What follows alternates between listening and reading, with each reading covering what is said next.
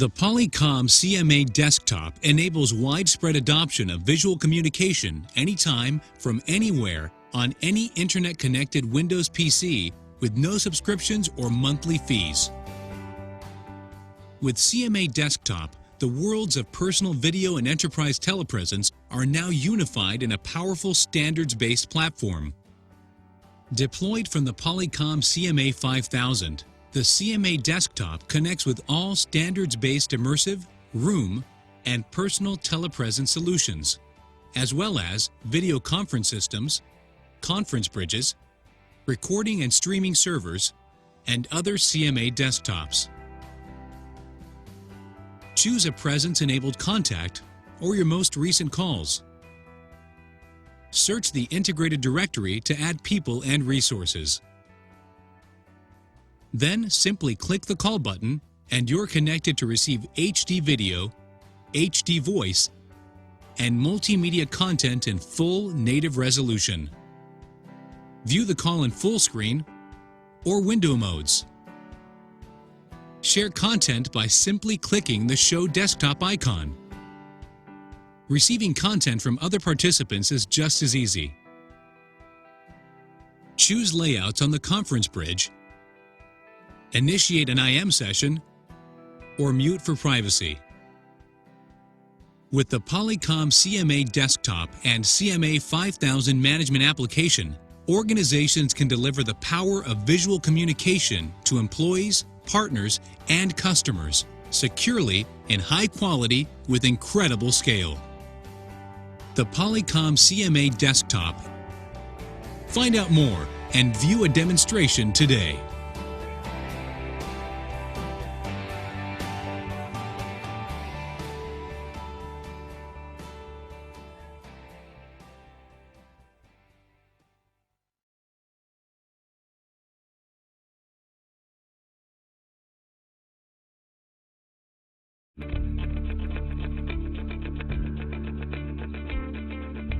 Hello, my name is Marty Sexton. I'm a Solutions Product Marketing Manager for Polycom. I'm here today to educate you on the Polycom CMA Desktop features and benefits. The CMA Desktop is an H.323 video client that is deployed to Windows or Mac OS X operating systems. The CMA Desktop is deployed from the CMA Management Suite and can be freely given out to all users regardless of their OS needs. During this product overview, I will walk you through the features and functions of CMA Desktop and show you how to optimize your video communications experience. In most cases, the IT administrator will pre-configure your computer with the CMA Desktop. However, in some cases, you are able to simply install the client yourself. Once you have downloaded the client, you will simply double-click on the executable icon. You will choose your preferred language, and the install wizard will start by itself. You will only be presented with a couple of questions, each of which you will push the next button. During the CMA server location field, you will normally leave the setting to automatic, which will allow the client to automatically find the CMA server for its provisioning capabilities. In some cases, you may be directed by your administrator to specify, but in general, you will leave it on automatic. Click the Next button, Next again, and then finally Install. In the next several minutes, the client will run through its normal install process and then present you with a Finish button that will allow you to automatically start the client. Once the application has started, you will simply hit the Sign In button to start the application process of configuring and talking to the CMA server.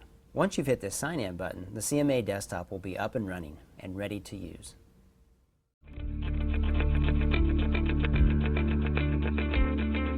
The CMA Desktop allows users to customize their experience for video communications. To access your user preferences, near the top of the application, you will click the Menu button. Select Preferences from the menu drop-down. Now we'll walk through the various tabs available to you as a user, beginning with General. In this section, you have general settings that apply to the CMA Desktop.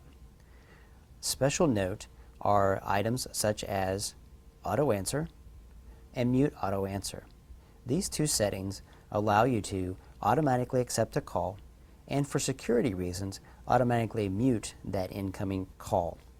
Also important is the ability to show your recent calls in the contact list. By default, Show Recent Calls in Contact List is selected.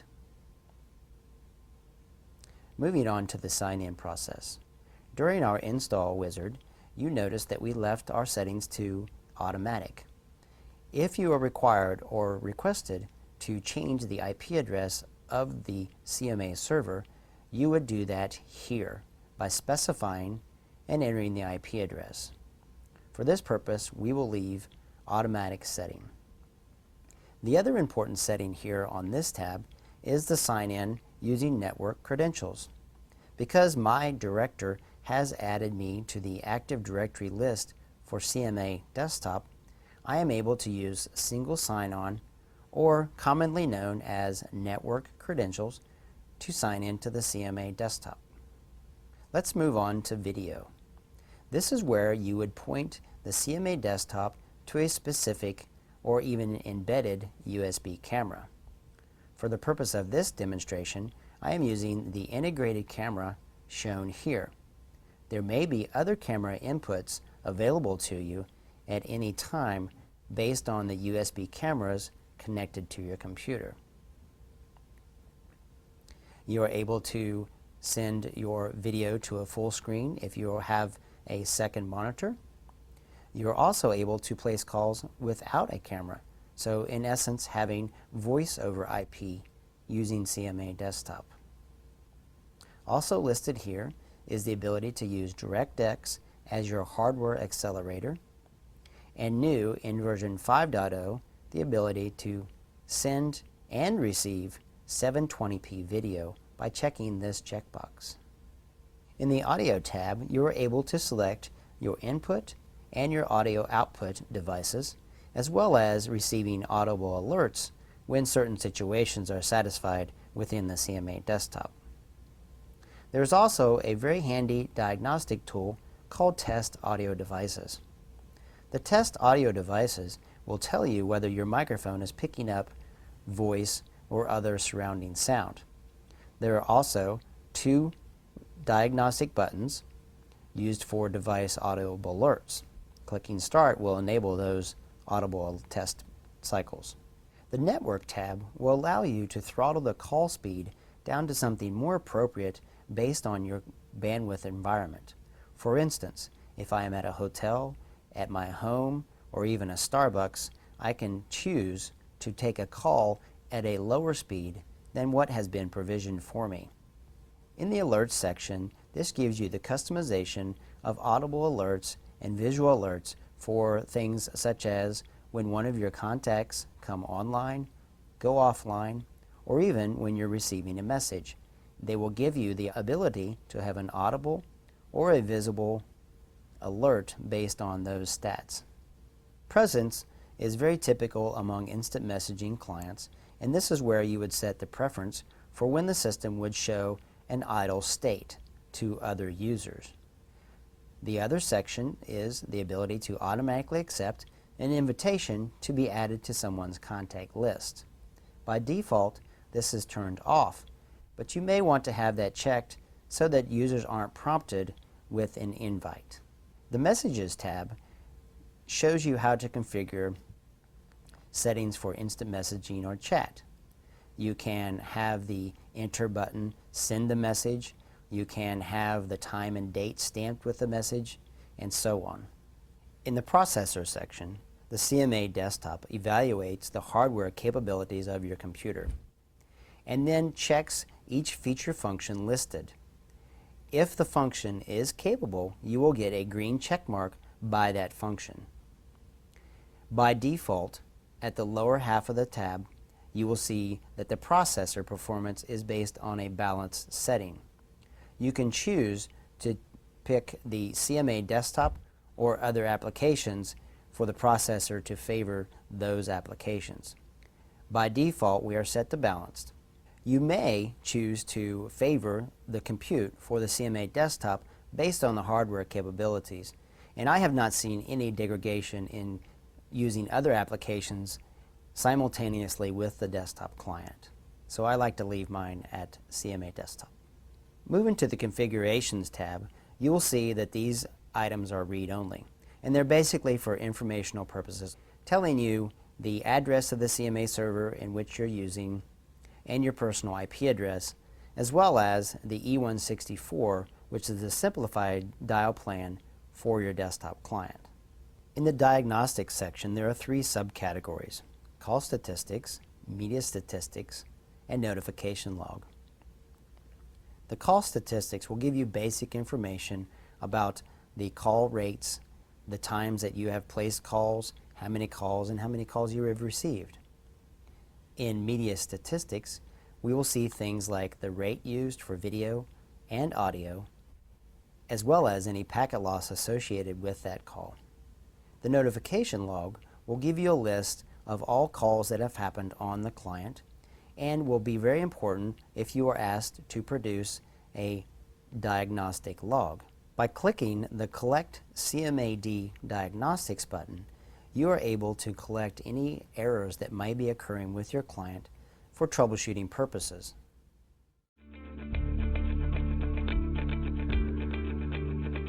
This is an example of good lighting. I have a light facing me and a simple background that will really optimize the video experience. If there's a bright light behind you, you get what is commonly known as the witness protection program. So you can't really see anything on my face. And this is one of the most common mistakes, is to be lit from the rear and no light in front of you, which does not illuminate the front of your face. A common mistake made when using a USB camera is placing the camera at an off angle. You want to avoid the tilted up or the tilted down motion, trying to get the camera level as possible. In a tilted up position, you're going to get a lot of this angle here up my nose is not very attractive. And then of course you also don't want to look at the top of my head. The other consideration is the background, and you'll notice that I've closed the blinds behind me so that I have no harsh light behind me.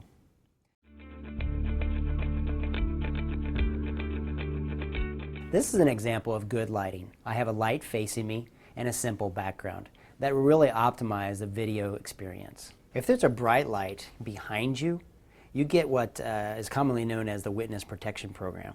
So you can't really see anything on my face. And this is one of the most common mistakes, is to be lit from the rear and no light in front of you, which does not illuminate the front of your face. A common mistake made when using a USB camera is placing the camera at an off angle. You want to avoid the tilted up or the tilted down motion, trying to get the camera level as possible. In a tilted up position, you're going to get a lot of this angle here up my nose is not very attractive. And then of course you also don't want to look at the top of my head. The other consideration is the background, and you'll notice that I've closed the blinds behind me so that I have no harsh light behind me.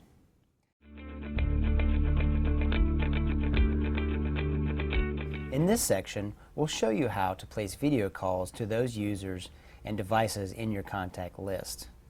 The contact list dialing is very simple. You simply highlight the name and then click the call button, and then the call will be established. Another nice way to enter into a video call with another desktop client is to initiate a chat session and then simply hit the Add Video button to enter into a video call. So now that I'm ready to place a video call, I'm going to choose to call the Shoal Creek conference room by double-clicking. The call is initiated and started. Now let's do a quick review of the buttons and capabilities across the top of the toolbar. From left to right, we have the Hang Up button, which will disconnect the call, the Chat button, which would allow me to send an instant message if the FAR recipient was a CMA desktop, the Mute button, which will mute my local audio, the Volume, which will increase the volume I am hearing from the FAR site, the USB camera selection, which will allow me to choose multiple devices connected to the computer, the Content button, which will allow me to send content to the FAR participant, the PIP button, which will allow me to turn on and off the local preview, full screen, which will take the video call to a full screen mode on the computer screen, far end camera controls, which will allow me to far end pan, tilt, and zoom that capable camera, and then finally the tone pad, which will allow me to send tones to items such as an MCU. During this call, we are able to look at our local PIP and also show the video in full screen. By simply clicking this black button centered here, we can go into a full screen mode and view the participant from a more relaxed position. You will notice that the toolbar has auto hide and will reappear when the mouse moves. Using standards-based far end camera control, this dialog box will allow you to move the far end camera in a pan, tilt, and zoom capability. Simply highlight the button and press enter. The tone pad is used in many situations that require the sending and receiving of a DTMF tone. An example of that would be a MCU resource asking for a conference ID. You would simply bring up the tone pad and hit the appropriate numbers required. After you're done entering the DTMF tones, simply close the dialog box. There are times when you're in a video call and you'd like to continue your video call and perhaps maybe answer an offline quick question through instant messaging. Because the CMA desktop has a chat function, you can simply maintain your video call, highlight the person that you would like to chat with, and then go ahead and continue chatting using the sideline conversation. This sideline conversation is not exposed to the video call, but simply is another tool at your use while in a call.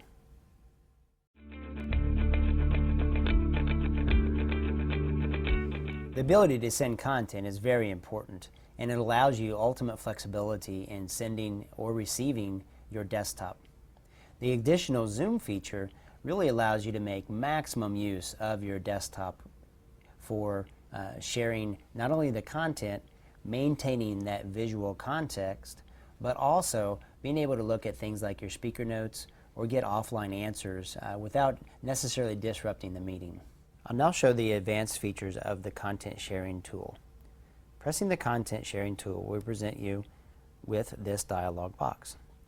As I said, we can either send monitor, which will send the entire screen, or we can use the zoom tool, which will only send a portion of the screen. This is a very common use case in which I would like to maintain visual contact with the remote participant, as well as share something on my desktop with them. Now on a laptop, you have restrained screen real estate, and so in order to make maximum use of that real estate, I can simply use the zoom tool. What the zoom tool will do is present you with this highlight box. And as you can see, I'm moving the highlight box above the presentation slide that I would like to share. I've framed it appropriately, and now the far side is receiving this slide only. The nice thing about this tool is that I can show this slide to the far side participant and still maintain the unpresented real estate around the highlight square. For example, if I am asked perhaps a note or a question that I cannot answer, I will simply refer to my speaker's notes in the bottom. All the time, the far participant is only seeing the slide presented in the center here. Another capability would be for me to jump to a specific slide further down into my presentation. This flexibility allows me a real ability to keep a visual contact with the person, send them appropriate content, and even ask in offline IM sessions questions that I may not be able to answer or similar activities.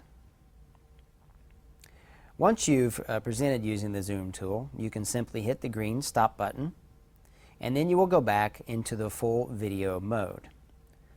You are able to close the dialog box and your call will continue as normal. Now, a special feature of this content capability on the CMA desktop is that you can actually zoom your local view using the zoom tool in the top left-hand corner of the content being sent to you.